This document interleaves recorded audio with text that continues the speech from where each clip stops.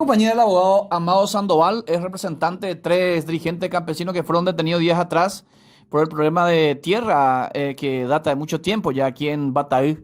¿Qué tal, doctor Amado Sandoval? Un gusto de saludarte aquí en Radio Interactiva FM. Estamos en compañía del compañero Dionisio Cáceres.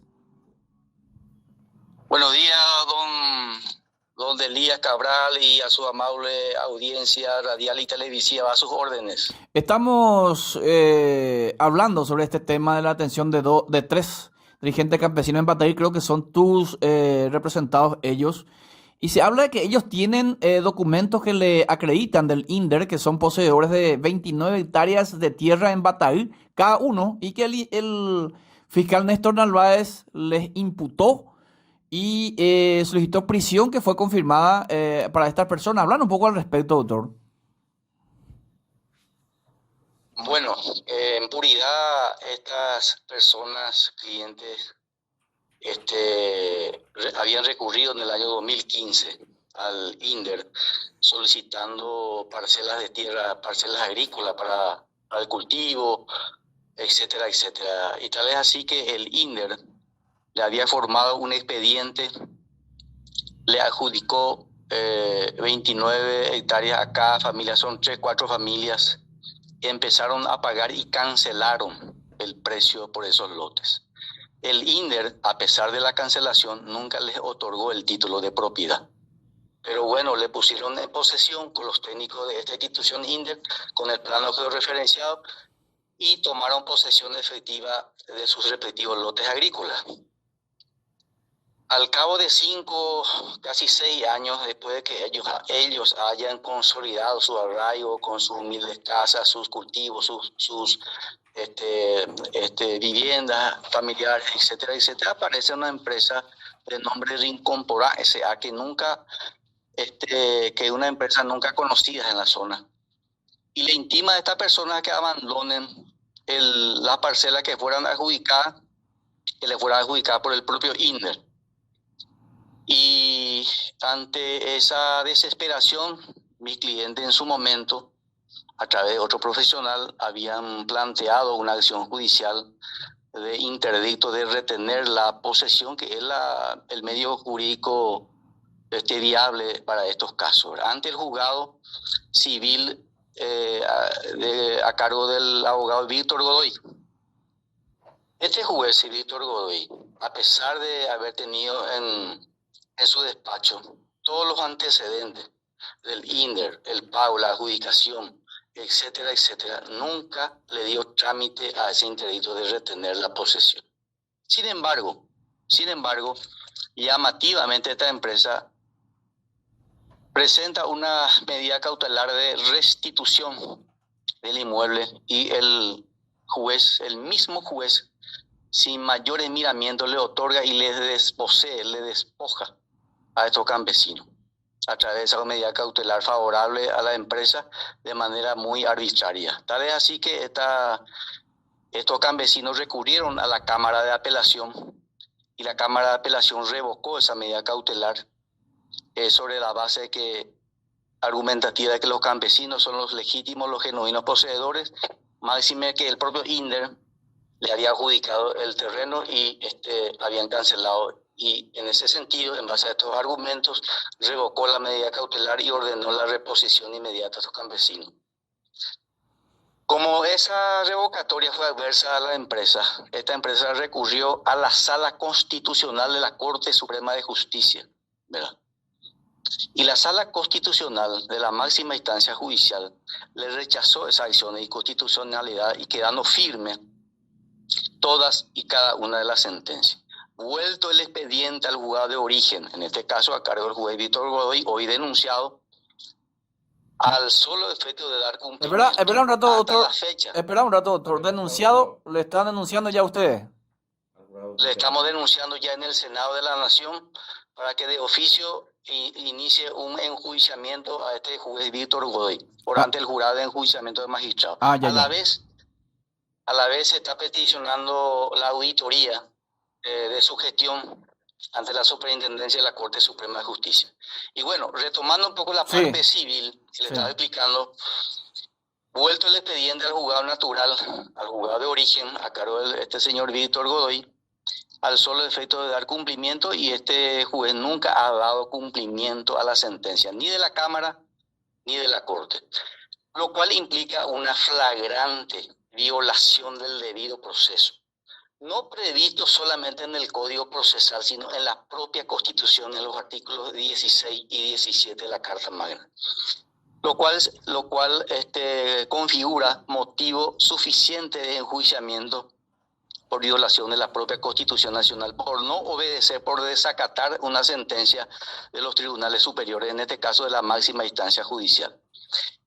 Sin embargo, este juez, en su afán de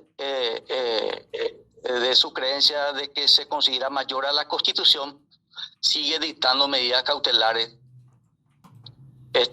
a favor de la empresa. Por otro lado, y como corolario de la conducta lamentable de este juez Víctor Godoy,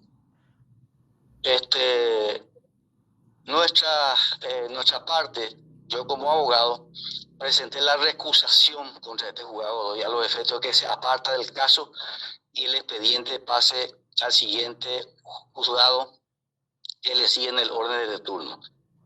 Y este juez nunca jamás le dio trámite a una recusación. Esta es una situación nunca visto en la historia del Poder Judicial. Es un escándalo, una barbarie jurídica. ¿Pero por qué se presentó la recusación al propio juez? ¿No tendría que ser al superior, doctor, eso? No, el juez debió de apartarse inmediatamente y el expediente pasa al juzgado que le sigue en el orden de turno, mientras se sustancien las causas de la recusación, porque son recusaciones con causa, no son recusaciones sin causa. Ya sé, doctor, pero usted, ¿dónde presentaron esa recusación? Sí, le escucho. Paralelamente a esta cuestión, no es menos grave denunciar también que el fiscal y el juzgado penal de garantía prácticamente inventaron un caso penal de invasión de inmueble ajeno, ¿verdad? Y imagínense, invoca el artículo 142 y su modificatoria, en donde se establecen en qué casos se dan la invasión de un inmueble ajeno. Y uno de los presupuestos básicos es la clandestinidad y la violencia, la ajeneidad del inmueble invadido. En este caso, ninguno de estos presupuestos se han cumplido. Se han cumplido porque, en primer lugar, la tierra adjudicada a estos campesinos es propiedad del INDER. Y no se puede invadir la propiedad de uno mismo. La propiedad propia no se puede invadir. Es más, el INDER, en el marco del estatuto agrario, habían adjudicado como sujeto de la reforma agraria a esta persona, abriendo un expediente, poniendo en posesión efectiva con los planos que referenciaba a estos campesinos en el lugar de los lotes agrícolas. No hay clandestinidad, no hay violencia, absolutamente nada. Acá claramente se convierte un hecho civil, se convierte en un hecho penal, ¿verdad? Y esa situación es inconcebible. Y lo que más grave resulta que tanto el juzgado de garantía como el fiscal, teniendo conocimiento cierto, un documento de la existencia de un hecho civil, de un juicio sobre interdicto de retener y de recobrar la posesión, igual impulsa y le imputa directamente, y no solo eso, sino ordena la detención arbitraria de estos campesinos. Ni siquiera le citó previamente. Si le hubiera citado a estos campesinos en el marco de esa denuncia penal, bien estos campesinos hubieran explicado que son adjudicatarios y entregado en ese mismo acto de la entrevista de la citación las cuantiosas documentaciones que ellos tienen y que le amparan sus derechos de posesión que les fuera otorgado por el INDER. Pasaron por alto todos esos procedimientos previos y, repito, en un entente ordena la detención y le impone medidas alternativas, ¿verdad? Estas medidas alternativas, entre comillas, tienen un condimento muy especial. Le imponen como regla de conducta medidas cautelares personales y reales de cumplimiento imposible, exigiéndole la presentación de títulos de propiedad con valores multimillonarios en un plazo, para que lo presenten en un plazo muy exiguo.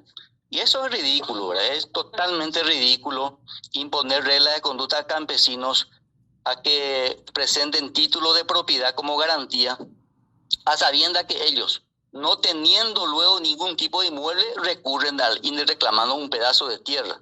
Es decir, le imponen reglas de conducta de cumplimiento imposible a los efectos de que estas personas no puedan cumplir y revoquen la medida y vayan a prisión preventiva per secula seculorum. Estamos en ese escenario, mi querido Elías, y esta denuncia ya está instalada en el Senado de la Nación. El senador Antonio Busar, que se ha hecho cargo de esta denuncia, y están en la Comisión de Reforma Agraria, está en la Comisión de Derechos Humanos, y también ahora se está preparando su derivación al Jurado de Enjuiciamiento de Magistrados, a la Corte Suprema de Justicia y a la Fiscalía General del Estado, a los efectos de que en el marco de sus respectivas competencias arbitren los medios las auditorías e impongan las sanciones que estos órganos de control estimen corresponder en derecho. ¿Estas personas están todavía privadas de su libertad, doctor?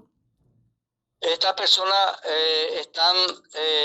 están algunas con rebeldía y otras hemos presentado, pero estamos sin poder cumplir con las reglas de exigencia, como la garantía real que acaba de mencionar, porque no lo tienen. ¿Verdad?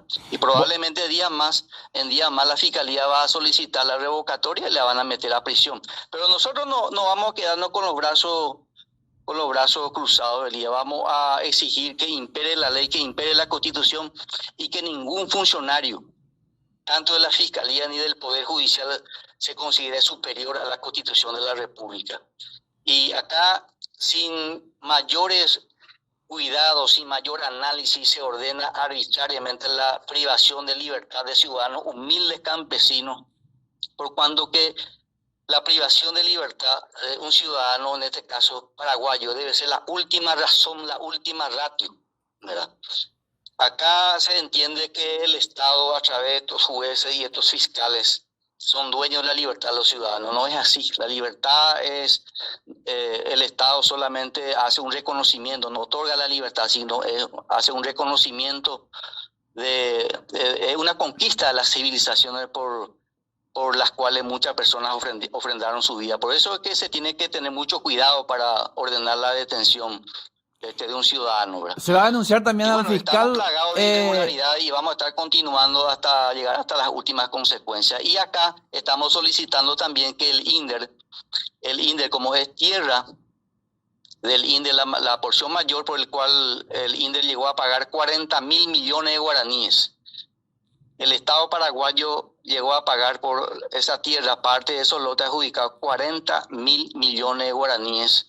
Y empresas desconocidas vienen invadiendo propiedades del patrimonio del Estado paraguayo. Y en ese sentido, estamos exigiendo al INDER que toda la asesoría legal del INDER, conjuntamente con la Procuraduría General de la República, intervenga en este mismo juicio de los campesinos y en los demás juicios y que plantea las acciones reivindicativas a favor del Estado paraguayo.